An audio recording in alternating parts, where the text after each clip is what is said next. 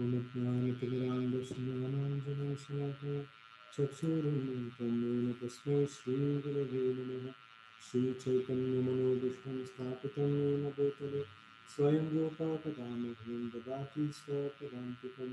वन्देऽहं श्रीगुरुं श्रीयुतापदकमलं श्रीगुरुं वैष्णवांश्च श्रीरूपं साग्रजातं सगना रघुनाथान्वितं तं सजीवं साद्वैतं सावधूतं परिजनसहितं कृष्णचैतन्यदेवं श्रीराधा कृष्णपादान् सगना ललिता श्रीविशाखान्वितांश्च हे कृष्णकरुणा सिन्धु दीनबन्धो जगत्पते गोपेश गोपिका कान्त राधाकान्त नमोऽस्तुते तप्तकाञ्चन गौराङ्गी राधे वृन्दावनेश्वरि वृषभानुसुते देवी प्रणमामि हरिप्रिये वाञ्छाकल्पतरुभ्यश्च कृपासिन्धुभ्य एव च पतितानां पावनेभ्यो वैष्णवेभ्यो नमो नमः। जय श्रीकृष्णचैतन्य प्रभु नित्यानन्द श्री अद्वैत गदाधर श्रीवासादिगौरभक्तवृन्द हरे Krishna Krishna Krishna Hare Hare Hare Ram Ram Ram Hare Hare. Slow also.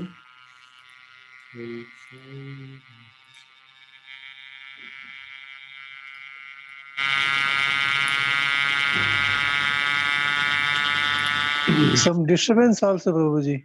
Now it is okay. Now disturbance is not there. Hare Krishna. Now voice is okay. Voice is better, but that some going, some sound is coming. Some sound is coming.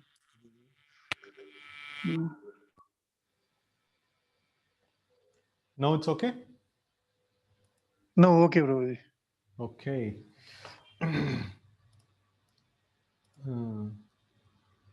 Okay.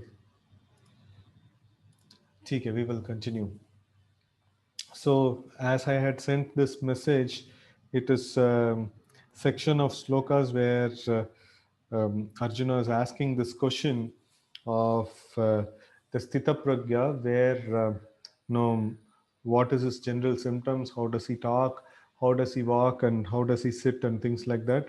So it is a very technical kind of a question it is, and here we see that the answers for this is given. The general symptoms were described, that he is not disturbed, and and how does he speak. So that is like how he reacts when success or failure or praise or no blame and things like that comes, like how he acts with that. And then how does he sit? So that's what we are going to discuss today. So, and this is all about sitting means like not just the physical body resting down somewhere. So it is how does he place his senses in terms of how he is going to use his senses, or how he is going to engage his senses. So that's called sitting. And then walking is also mentioned, is that how does he respond to the call of the sense objects. So now let's see one by one shlokas. We will see that. Text 58. Yada samharate chayam kurmonganiva sarvashah indriyanindriyarthebhyas tasya prajna pratishtita. Okay. Here Krishna is telling, one who is able to withdraw his senses from sense objects, as the tortoise draws its limbs within the shell, is firmly fixed in perfect consciousness. So this is the way a person, a self-realized person, this is the way he uses his senses. So when there is no need for the senses to indulge in the sense objects, he can just withdraw it. He has complete control over it. Right? So generally, the people who are not self-realized, so they are servants of the senses, so they don't have control of the senses. If the sense object is brought in front of them, then they must indulge in it. Just like a drunkard, if you keep a wine bottle in front of him, he must drink. There is no possibility that he will. No, there is. What is the probability that he will not accept it? So it's zero probability. right? So but then here, that's the condition of people who are completely engaged in sense gratification, who are not self-realized. But then people who are self-realized, they have complete control over their senses. They can decide upon when the senses have to come to action and when they have to be put to rest. They can decide upon it. Is no external objects can dictate things to them. So this is Krishna cites it as one of the qualification or one of the symptoms of a self-realized person, in terms of how he is using his senses, or how he rests his senses. That is the response to the this one of sitting down. Okay, let's read the purport. The test of a yogi, devotee, or self realized soul is that he is able to control the senses according to his plan. Most people, however, are servants of the senses and are thus directed by the dictation of the senses. That is the answer to the question as to how the yogi is situated. The senses are compared to venomous serpents. They want to act very loosely and without restriction. So this is the natural tendency of the senses. The senses doesn't want any restriction, and that is why when in the devotional practices, when we put restriction that you cannot have anything apart from prasadam, and then you have to get up early in the morning, and these rules and regulations, when they people hear, oh, so much of restriction, why so much of restriction? I just want to go to any hotel and anywhere, and I just want to eat, and I just want to get up as I whenever I feel like. Why is there this restriction in this way? So because the senses wants to act very very loosely, and they are compared to venomous serpents. So the serpents, like we have seen, at least the snake charmers, so they would keep the snakes in a basket, closed, very controlled, and the snake cannot just move around as it wants. So venomous serpents, they have to be controlled. The sensors, like it is mentioned in the sloka, which kaivalyam narakayate, um, Durdantendriya kala sarpapatale, protkata damstrate, Durdantendriya. So the senses are compared to very, very, a snake, kala sarpa, and it has very venomous kind of teeth. And if we have a serpent like that, we will fear and run away. But in fact, we are always living like a serpent, living with a serpent like that. So that is our senses. Each one of our senses can actually put us in so much of trouble.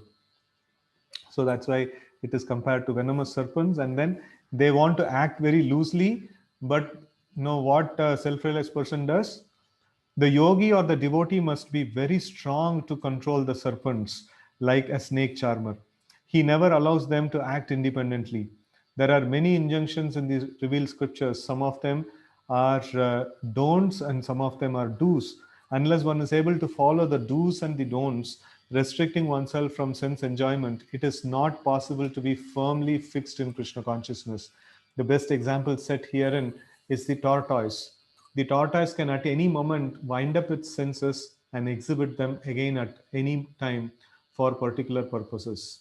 Similarly, the senses of the Krishna conscious person are used only for some particular purpose in the service of the Lord and are withdrawn otherwise.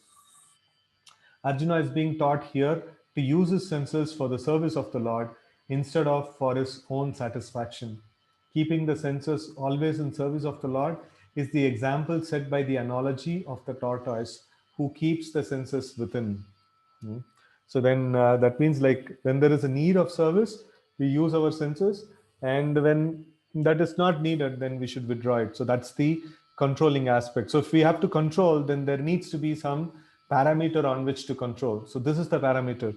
So when the senses are required to be engaged in the service of the Lord, so we use them, otherwise we just retract them. Text 59. Vishaya vinivartante niraharasya dehinah rasavarjam rasopyasya param drishtva nivartate. So this is very, very amazing sloka.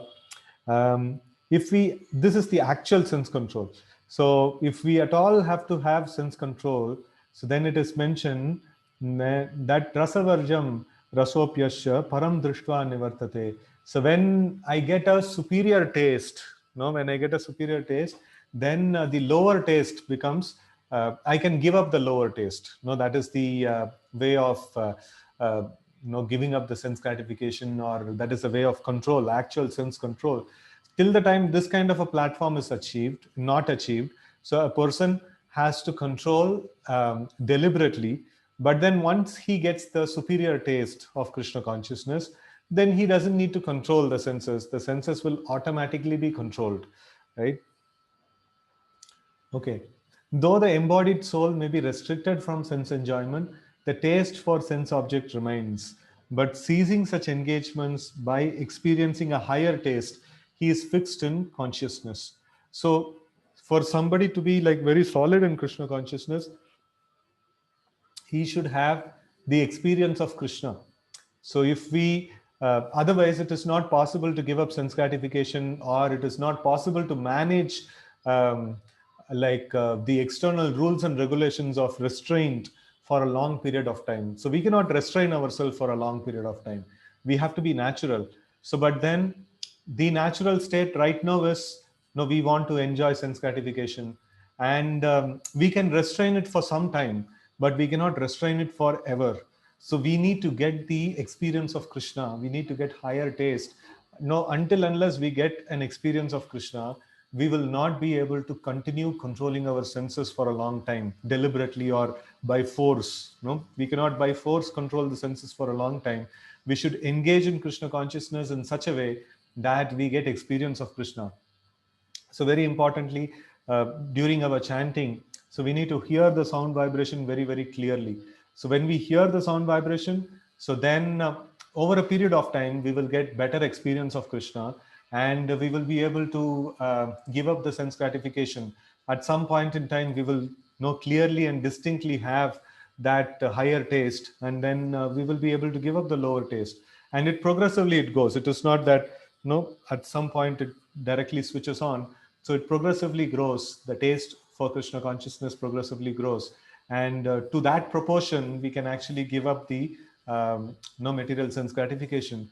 So this thing, a devotee has to look forward, or look for this thing, the higher taste, an experience of Krishna. So that is a very, very important thing to look for, and that's what will help us continue in the process of Krishna consciousness. Okay, purport.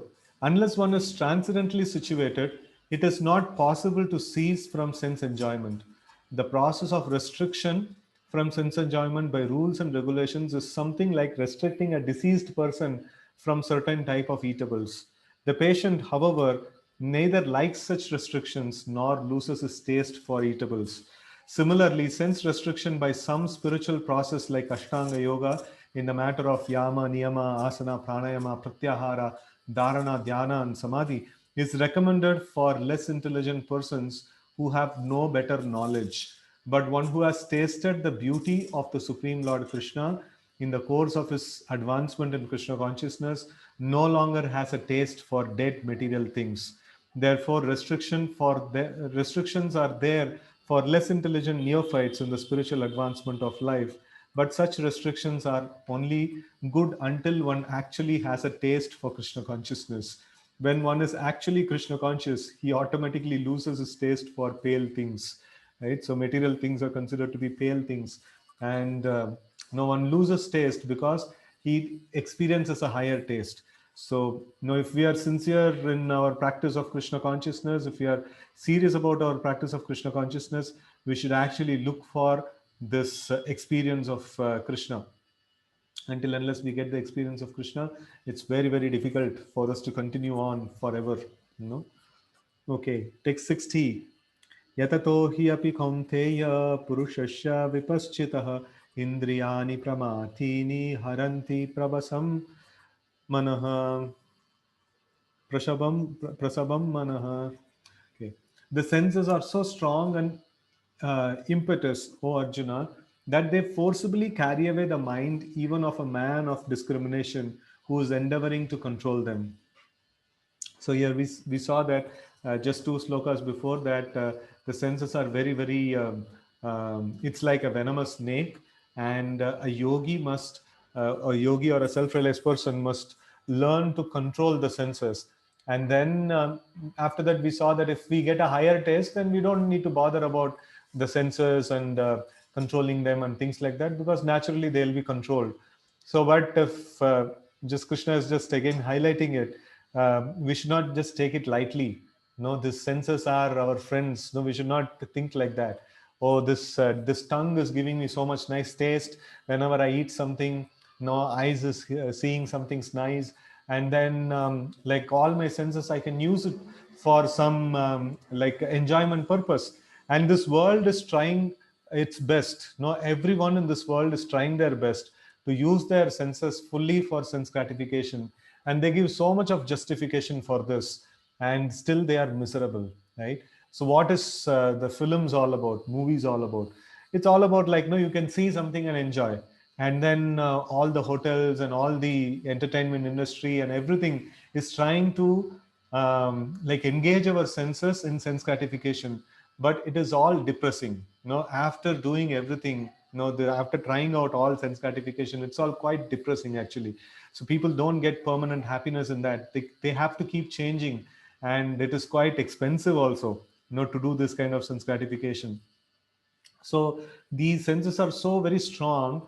Even for a man who's trying to control, it just takes him on a trip. So then, what to speak of common people? They don't even know that they are living with a venomous serpent. So they are just so happy to use the senses in sense gratification, right? So that's the biggest problem that people are in. Everyone practically in this world is struggling and suffering, because they don't know their real enemy is within. So for every time they get a problem, they keep pointing fingers to so many different people. So but then their main problem is the senses, which is making them depressed and sad and things like that. So that's the point here. So let's see the purport. There are many learned sages, philosophers, and transcendentalists who try to conquer the senses, but in spite of their endeavors, even the greatest of them sometimes fall victim to material sense enjoyment due to the agitated mind. Even Vishwamitra, a great sage and perfect yogi, was misled by Menaka into sex enjoyment, although the yogi was endeavoring for sense control with severe types of penances and yoga practice. And of course, there are so many similar instances in the history of the world. Therefore, it is very difficult to control the mind and senses without being fully Krishna conscious. Without engaging the mind in Krishna, one cannot cease such material engagements. It's a very, very important point. It's really, we have to, in the last purport also, like as we were mentioning, that the aspect of taste, was there. And here also we can see that no taste of Krishna consciousness or experience of Krishna is very, very important. And how we can experience? We can directly experience Krishna by the sound vibration, his names, and the sound vibration, that is the Bhagavad Gita and Srimad Bhagavatam. So when we allow these pure sound without any adulteration as it is to enter inside our ears, so we get an experience of Krishna. Now, in the contaminated stage, we may not understand that how great an experience is this, but more and more we become purified, we will understand the greatness of this experience. Right? So as of now, we have to allow the sound vibration to go without any hindrance into our ears, and by doing this, we will get real experience of Krishna. Okay. Without engaging the mind in Krishna, one cannot cease such material engagements.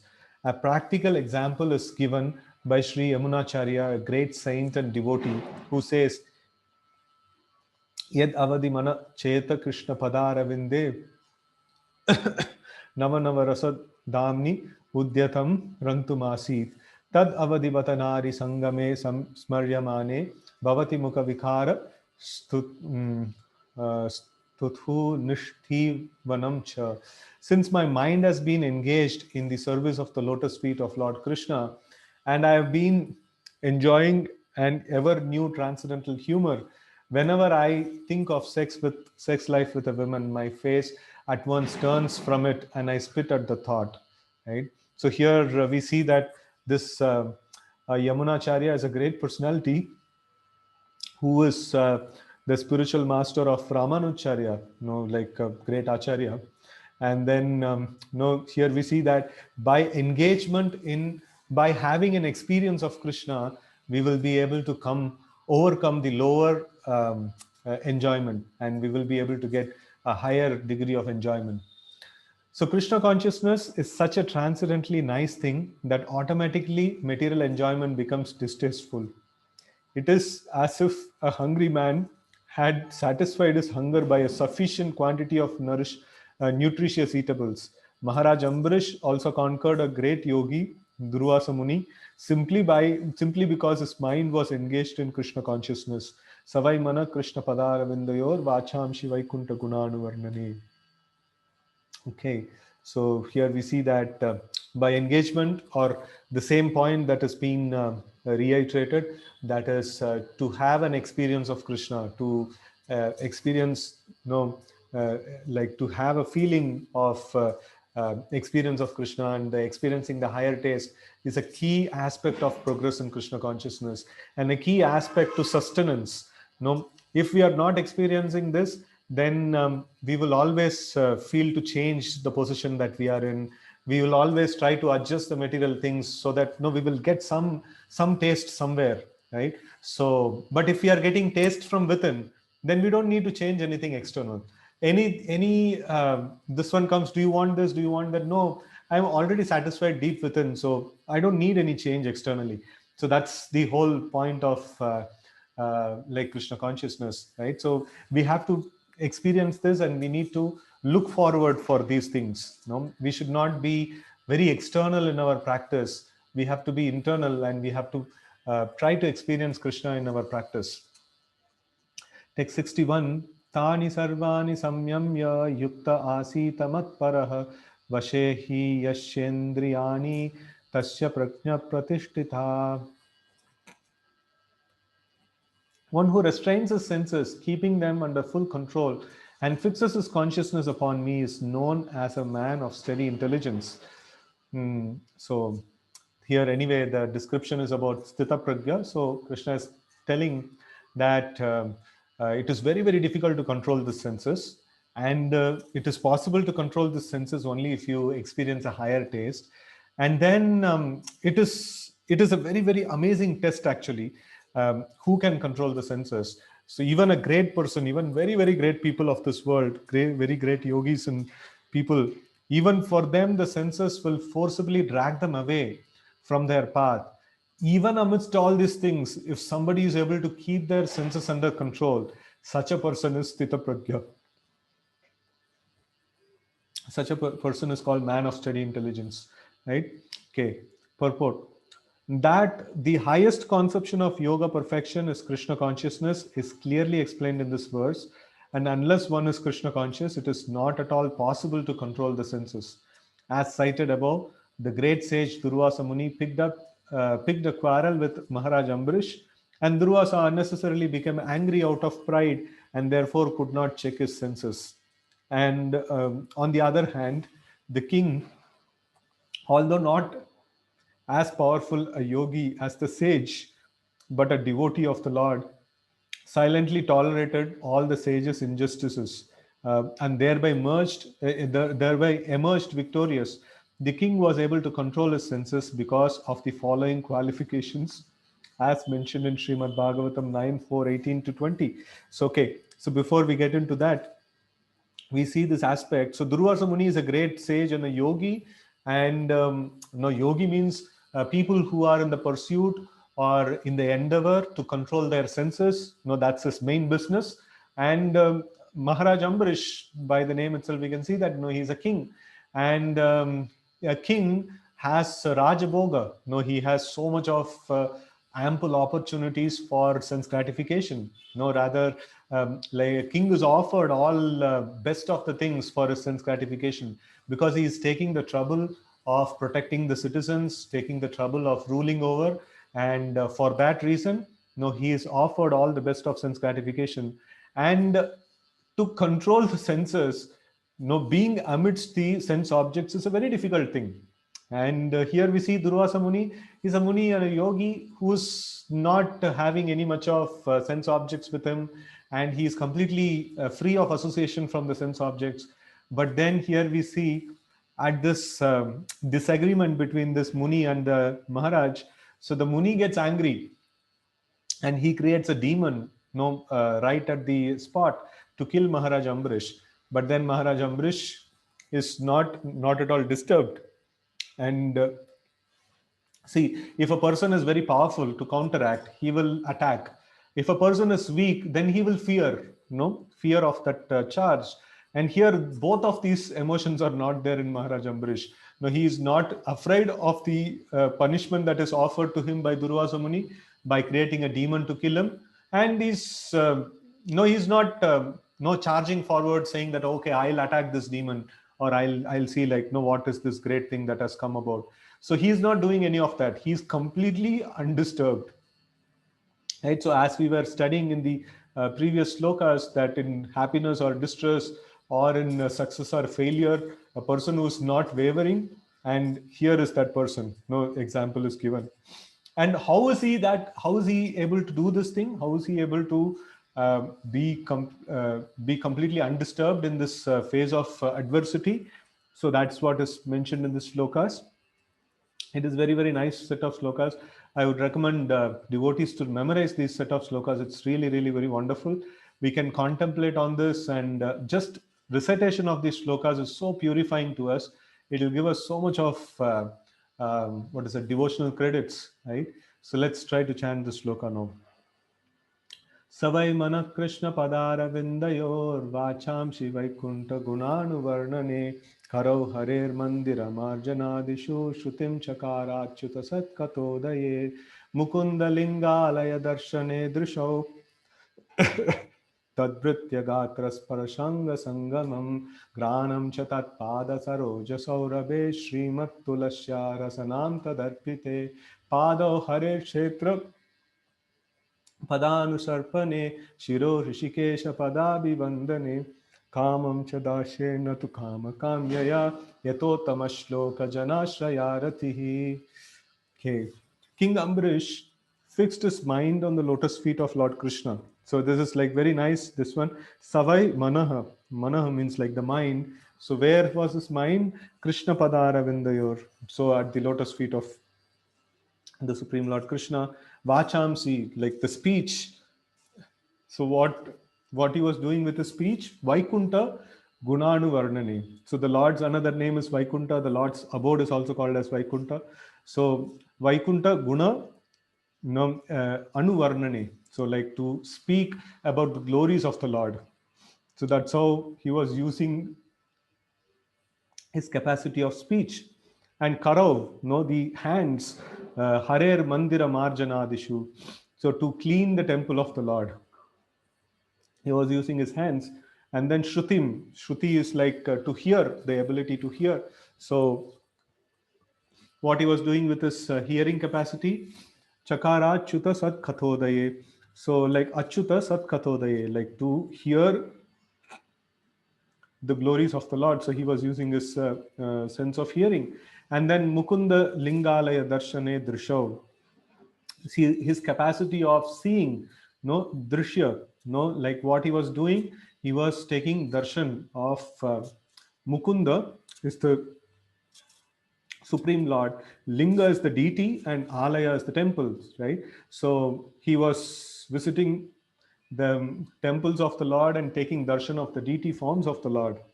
And then his sparsha, or the touch sensation, how he was using it, tad britya. Tad means like to that person. So who's being described here? Mukunda, Achyuta, like, the Supreme Lord has been described here. Tad britya means like his servant. So to embrace or to touch the bodies of the servants of the Supreme Lord. That's how he was using his touch sensation. And then Granam, so it is the smelling capacity. Granam chatat pada saroja saurabe. So he was smelling the flowers that are offered to the lotus feet of the Lord. And this is how in the ISKCON temples we see that after Arati, like the flowers that are offered, So that is passed around amongst the devotees, and the devotees actually smell the flowers that are offered to the Lord. No, this is a very powerful way of conquering the senses, right? So taking darshan of the Lord is a very, very powerful way of conquering the senses. And then hearing about the Lord as we are doing now. So it's very, very powerful process, to conquer the senses. And then we see that Srimat Tulasya Rasanam Tadarpite. So he was tasting the tulsi leaves that were offered to the lotus feet of the Lord. And then Pado, know how he is using his legs. Pado Harer Kshetra Padanusparshane. So Sarpane. So that means he was using his legs to walk to the his places of the Supreme Lord. And Shiro Rishikesha Padabhivandane. So head he was using it for offering obeisances to the Lord. And then Kamam Chadashe, his desires. Kamam means desires. Cha dashe natu kama kamyaya. So he was just desiring to serve the Lord, at all the times. So yatotama shloka janashraya ratihi. So in this way, he was taking shelter of the Supreme Lord, and he was developing attachment to the Supreme Lord. Right. So let's read the translation now. King Ambarish fixed his mind on the lotus feet of Lord Krishna, engaged his words in describing the abode of the Lord, his hands in cleansing the temple of the Lord, his ears in hearing the pastimes of the Lord, his eyes in seeing the form of the Lord, his body in touching the body of the devotees, his nostrils in smelling the flavor of the flowers offered to the lotus feet of the Lord, his tongue in tasting the tulsi leaves offered to him, his legs in traveling to the holy places where his temple is situated, his head in offering obeisances unto the Lord, and his desires in fulfilling the desires of the Lord. All and all these qualifications made him fit to become a Matpara devotee of the Lord. The word Matpara is most significant in this connection. How one can become Matpara is described in the life of Maharaj Ambarish. Srila Baldev Vidyabhushan, a great scholar and Acharya in the line of Matpara, remarks Mat Bhakti Prabhavena Sarvendriya Vijaya Purvika Swatma Drishtihi Sulabdhethi Shulabethi Bhavaha. The senses can be completely controlled only by strength of devotional service to Krishna. This is how the senses can be controlled, only by direct devotional service to Krishna. Also, the example of fire is sometimes given. As a blazing fire burns everything within a room, Lord Vishnu, situated in the heart of the yogi, burns up all kinds of impurities. The Yoga Sutra also prescribes meditation on Vishnu and not meditation on the void. The so called yogis who meditate on something other than the Vishnu forms simply waste their time in vain search after some phantasmagoria. We have to be Krishna conscious, devoted to the personality of Godhead. This is the aim of the real yoga. So many times people ask that, we are not able to control the senses, and the senses are like always overpowering and things like that. So we have to check, where is the leakage? There is somewhere the leakage is happening. If I'm chanting properly, if I'm doing the devotional service properly, then my senses have to come under control. The mind have to naturally be calmed down. The mind naturally should be detached from the contemplation on the sense objects. So even with practicing devotional service, my senses are not getting controlled. That means there is somewhere leakage is there. This leakage has to be fixed up. Until unless we fix this leakage, it is very, very difficult for us to control the senses. And here we see that, are we missing out anything in our life? As it is mentioned here, it's a very, very important set of slokas. The mind in thinking about the Lord, the ear in hearing about the Lord, and in the speech in glorifying the Lord, and using our hands to cleanse the temple. So if we are having the form of the Lord in our home in an altar, and then we consider our home as a temple, so we can even clean the temple. And then sometimes, whenever possible, we should come to the temple and clean the temple.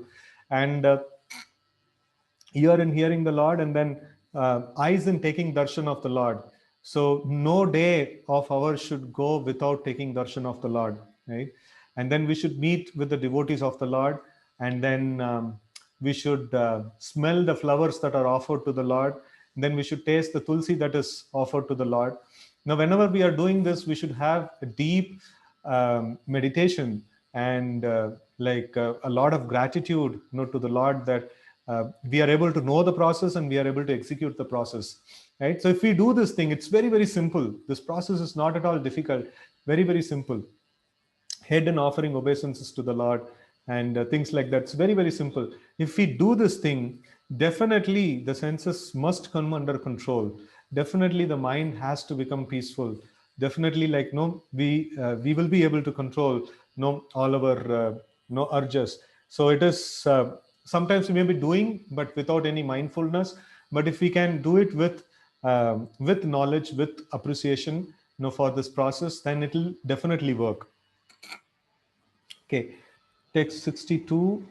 Dhyayato vishayan pumsah sangastheshu pajayate sangat sanjayate kamaha kamat krodho bijayate. Okay, so now, till now, what we saw in the previous sloka is that if we engage in the service of the Lord, our senses comes under control. So now, what is the alternative that I have? I can engage my senses in the sense gratification in the material things. So if I do that, what will happen? So next two slokas are going to talk about that, 62 and 63. So dhyayato vishayan pumsaha. So vishayan means sense objects. Dhyayato, dhyan, no, like uh, to put our attention or focus on the sense objects. What happens? Sangas, sangas te chupajayate, sangat sanjayate kamaha. So the moment I get an exposure to the sense object, I develop a desire to have it. Just like we walk in the street, and then there is nice samosas are being fried over there. So the sense object is there, and then the moment I see that, I get a desire. Before that I didn't have the desire to eat it. So but then the moment I see that, oh, it's so nice, it's nicely prepared, and it's very beautifully arranged over there, let me have one. So the calm or the desire to have or enjoy a sense object comes when I see that sense object. If I don't see, out of sight, out of mind. It's not there only. So like, to apply one's consciousness on that, it will drag a person to have a desire to attain it. And then kama krodha abhijayate. So when we have the desire to attain it, so we will endeavor. So when we endeavor, if we don't get, we'll get angry. And then even if I get it, after some time I get, it doesn't give me the same taste, right? So even if I get attracted to samosa, I eat, 2, 3, 4, 5. Then after that, I'm not getting the same taste. Like, it just puts me off. It actually, it doesn't offer me that same happiness which it was promising me before. So I can indulge in it little bit, but then after that, it will become distasteful. So that's how the material sense gratification is. It just creates a desire that you just have this particular sense object, you will become happy. And then you try to endeavor it. You have the sense object. After a little time, that becomes pale, that becomes completely distasteful, right? So sometimes, one time a person was telling, he passed out from a very, very prestigious institution, something like IIT or something like that. And he was telling that, when we were preparing for the examination, it was so thrilling. And when we were selected into the this one college, we were really, really very thrilling. It was so amazing. We landed up in the college. The first day, it was so amazing. And after 2, 3 months, it's all gone. Like, no, now we are like normal students, and we don't get that thrill anymore. No, we are just like, just the same. So the life doesn't offer the same thrill all the time. The same sense object cannot give us the same kind of happiness forever. It can just titillate for some time. Now actually the happiness is there in the um, in the thought that I'm going to attain it. The moment I attain it, maybe little bit of time the happiness will be there, and after that it's gone. No it's uh, no it's very, very depressing. So that's why kama krodha bijayate. It actually gives a person, no, it just gives a person like the dissatisfaction, right? Okay, let's see the translation and purport. While contemplating the objects of the senses, a person develops attachment for them, and from such attachment, lust develops, and from lust, anger arises. Purport: one who is not Krishna conscious is subjected to material desires while contemplating the object of the senses. The senses require real engagements, and if they are not engaged in transcendental loving service of the Lord, they will certainly seek engagement in the service of materialism. So the previous slokas, what we read, is that it was just directing us to be engaged in the service of the Lord. And if we don't engage in the service of the Lord, the senses will seek engagement. No, it'll seek engagement somewhere else. And the service of the Lord is so amazing if we do it mindfully, if we do it with absorption. So then one single activity itself can absorb ourselves completely. And if we fail to do that, so then the mind will start thinking, okay, I'm chanting and I'm not able to find any taste. So let me do this, let me do that, let me do that. No, so many things will come in the mind, and then we will be dragged into doing so many different things, right? So the senses always require engagement. Okay, in the material world, everyone, including Lord Shiva and Lord Brahma, to say nothing of other demigods in the heavenly planets, is subjected to the influence of sense objects. And the only method to get out of this puzzle of material existence is to become Krishna conscious.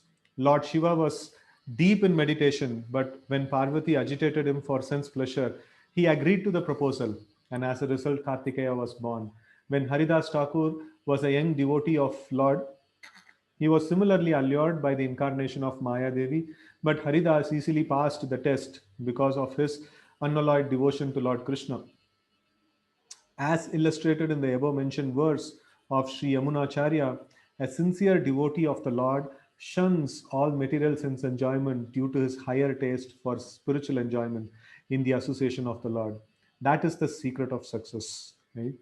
One who is not, therefore, in Krishna consciousness, however powerful he may be in controlling the senses by artificial repression, is sure ultimately to fail, for the slightest thought of sense pleasure will agitate him to gratify his senses. Now, we should always know that Mama Maya Duratyaya, Daivi Esha Gunamai Mama Maya Duratyaya. So this material nature is very, very powerful. For sometimes we may be able to control our senses by our strength and endeavor, but no, we should not try it for long. No, it is not a very foolproof process. We need to take shelter of Krishna, and if Krishna pulls the Maya back, then no, we will be able to like come out of the influence of Maya. So in the morning we were discussing that if there is a strong current of water in a river, and if a person is swimming opposite direction, so the current is so strong and so like fast the current is going, so there is no possibility that a human can swim against it. But still, if somebody is swimming, then immediately our thought will go, where is there somebody like who's tied a rope to him and then he's pulling him on the opposite direction, right? So otherwise it is not possible. No, humanly it is not possible. So that's how we see that the material current is so powerful. Krishna tells this current is so high that you will not be able to overcome it. No, and then Krishna is telling, "Mam eva ye prapadyante." One who takes shelter of me, they can overcome it. So that's the whole point that we are discussing today. That we need to have this experience of Krishna, no, Krishna Anubhuti. So to have the experience of Krishna, to have a taste of Krishna consciousness, and that is what will help us. And even this experience and taste of Krishna is given by Krishna himself.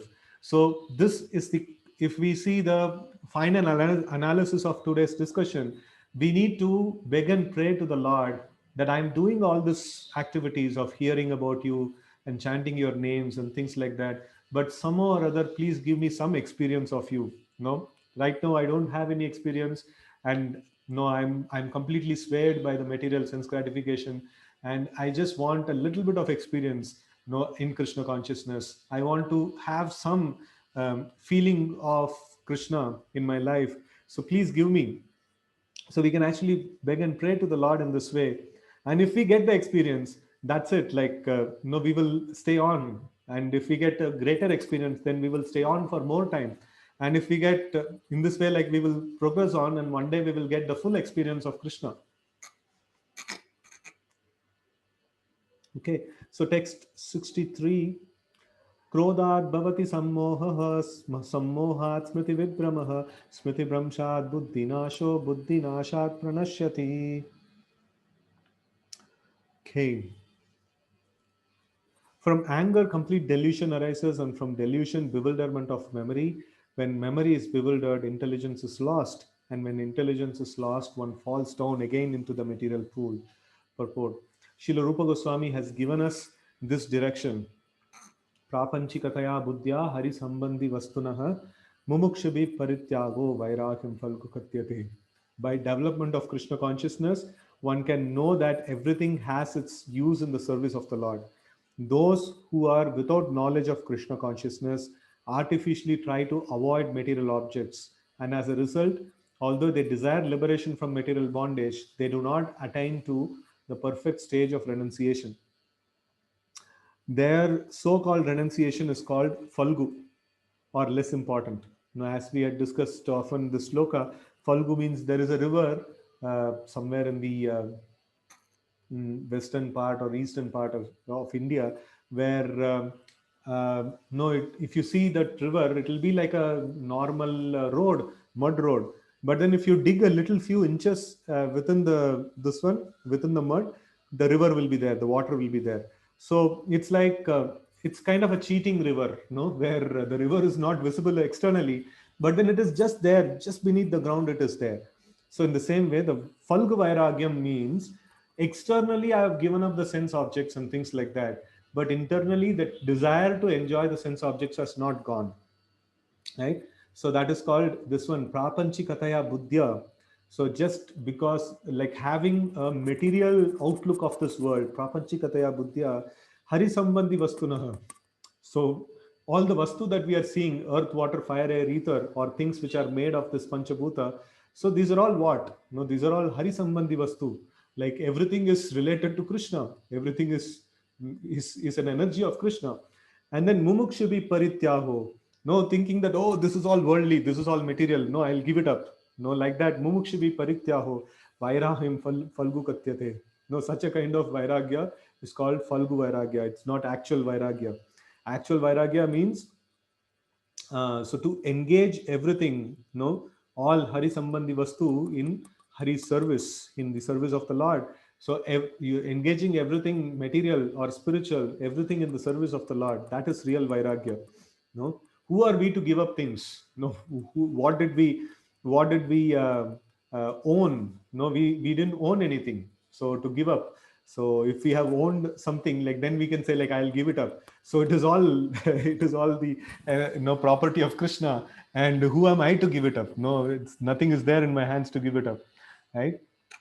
Okay, thank you, Pushpa Mataji. It's Gaya. The Falgu river is situated in Bihar. Okay, so this is called no Falgu renunciation. No, this is not very important. On the other hand, a person in Krishna consciousness knows how to use everything in service of the Lord. Therefore, he does not become a victim of material consciousness. For example, for an impersonalist, the Lord or the absolute being, impersonal, cannot eat, whereas an impersonalist tries to avoid good eatables. A devotee knows that Krishna is supreme enjoyer and that he eats all that is offered to him in devotion. So after offering good eatables to the Lord, the devotee takes the remnants called prasadam, right? So for an impersonalist who thinks that the Lord doesn't have a form and things like that, and also he avoids everything nice in this world. But then a devotee offers everything nice to the Lord, and then he accepts prasad. So in this way, a devotee has a colorful life. Okay, thus everything becomes spiritualized and there is no danger of a downfall. The devotee takes prasadam in Krishna consciousness, whereas the non devotee rejects it as material. The impersonalist, therefore, cannot enjoy life due to his artificial renunciation. And for this reason, a slight agitation of mind pulls him down again into the pool of material existence. It is said that such a soul, even though raising up to the point of liberation, falls down again due to his not having support in devotional service. Okay. So here we see that, as we had discussed, the impersonalist doesn't have a higher taste, doesn't have an experience of Krishna, because he considers Krishna to be something material, or the supreme Lord to be a impersonal Brahman. So he cannot interact, or he cannot reciprocate. He cannot do anything with that impersonal Brahma Jyoti, and because of that, he lacks a higher taste in Krishna consciousness. And because he lacks this, he and he's avoiding everything as material in this world. So his life is quite dry. He's not experiencing the bliss of Krishna consciousness. He's not experiencing at least the pale taste of material things. He's completely running dry. And sometime, like sometime or other, the material nature has to attract him and then pull him in.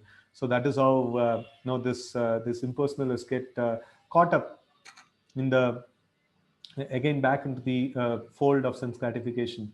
So just to summarize, like we were seeing this aspect of how does self-realized person sit or place his senses.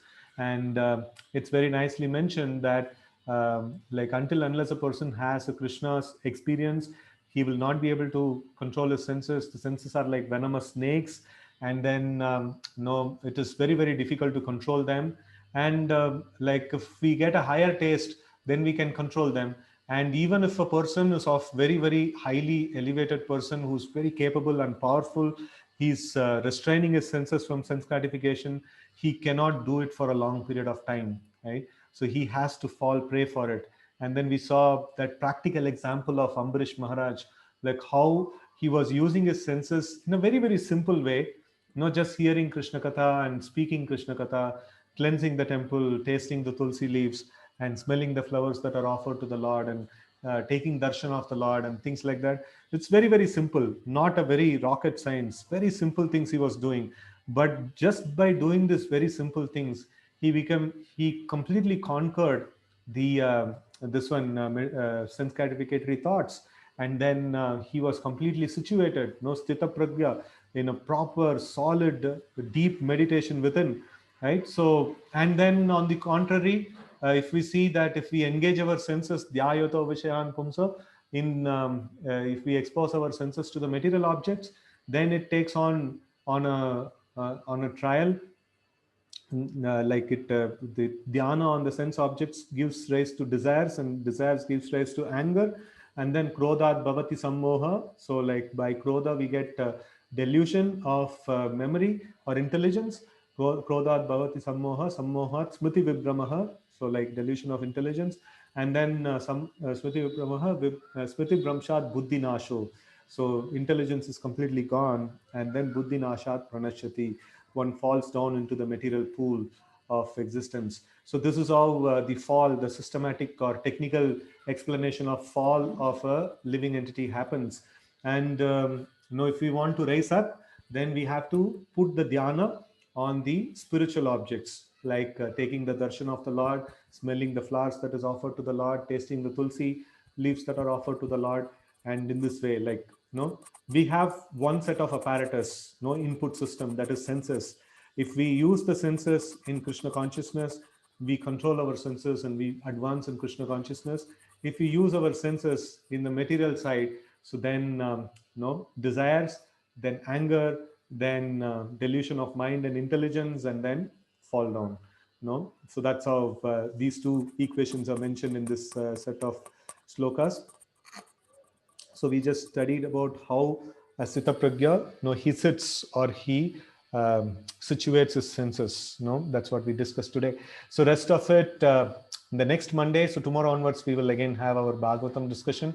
And Monday, Tuesday, Wednesday, as we are doing, so we will do this Bhagavad Gita study. So again on Monday. So today is auspicious Ekadashi. I hope all of you are chanting extra rounds. And there is a question also, why chanting more rounds gives happiness? It must give happiness, because no, it's Krishna. So more we indulge in Krishna, we get happy. More we indulge in matter, we get depressed and sad. So that's the equation. So let's try to do more devotional service. And today evening we have, as usual, in the Vrindavan Parikrama, we are going to different spots, and then we are also like having the Damodar Ashtakam and lamp offering and things like that at 8:15 in our Zoom link. So welcome you all for that also. Hare Krishna. So let's have a very wonderful Ekadashi. Srimad Bhagavad Gita ki jai, Srila Prabhupada ki jai. Hare Krishna.